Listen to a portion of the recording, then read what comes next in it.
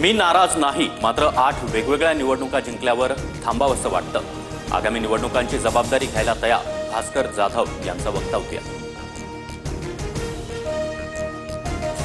उद्धव ठाकरे भास्कर जाधवांसोबत चर्चा करतील। जाधव कडवट शिवसैनिक, शिवसेना वाढवण्यात भास्कर जाधव यांचं योगदान। संजय राऊतांची प्रतिक्रिया।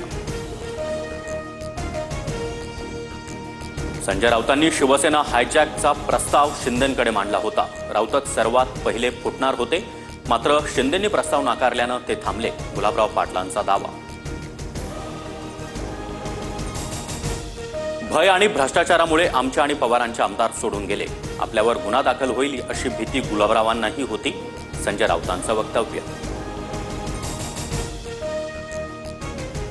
हिंदी सक्तीच्या विरोधात आज मनसेचं मुंबईत आंदोलन। संदीप देशपांडे यांच्या उपस्थितीमध्ये आंदोलन आणि सह्यांची मोहीम। हिंदी सक्ती गुजरातमध्ये नाही, मग फडणवीस राज्यावर का लादताय? राज्याचं मराठीपण संपवण्याचं कारस्थान राष्ट्रीय पातळीवर सुरू। संजय राऊतांचा आरोप। मुख्यमंत्री फडणवीसांच्या उपस्थितीमध्ये आज त्रिभाषा संदर्भात बैठक। हिंदी भाषेला होत असलेल्या विरोधाच्या पार्श्वभूमीवर रात्री बैठक। दोन्ही उपमुख्यमंत्री आणि संबंधित विभागाचे सचिव उपस्थित असणार। आम्ही नवीन, पण कधी केमछो वरळी म्हणून कुणाचे पाय चाटले नाहीत। जलेबी आणि फाफडा, उद्धव ठाकरे आपडा असंही म्हणालो नाही। संदीप देशपांडेंचं संजय राऊतांना ट्विट करत उत्तर। होर्मुझ खाडी बंद करण्याचा इराणच्या संसदेत एकमतानं ठराव। जगातील 20% क्रूड ऑइल वाहतुकीवर परिणाम होणार। भारतासह जगाच्या अर्थव्यवस्थेवर देखील परिणाम होणार। रशिया, चीन, पाकिस्तानकडून संयुक्त राष्ट्र सुरक्षा परिषदेमध्ये युद्धबंदीचा प्रस्ताव। अमेरिकेचे हल्ले धोकादायक आणि स्वीकारण्यायोग्य नाहीत, रशियाचं मत।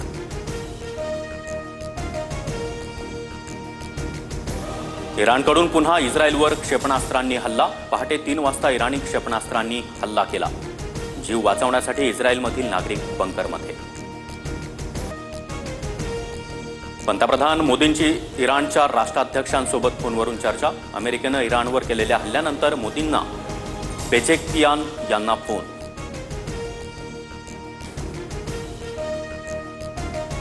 इस्रायल इराण युद्धाचा भारताला फटका। शेअर बाजारात जवळपास 600 अंकांनी घसरला। कच्च्या तेलाच्या किमतीत देखील 3% वाढ। सांगलीमध्ये मुख्याध्यापक पित्याकडून मुलीला अमानुष मारहाण। मारहाणीमध्ये मुलीचा मृत्यू। नीटच्या सराव परीक्षेमध्ये कमी गुण मिळाल्यानं मारहाण।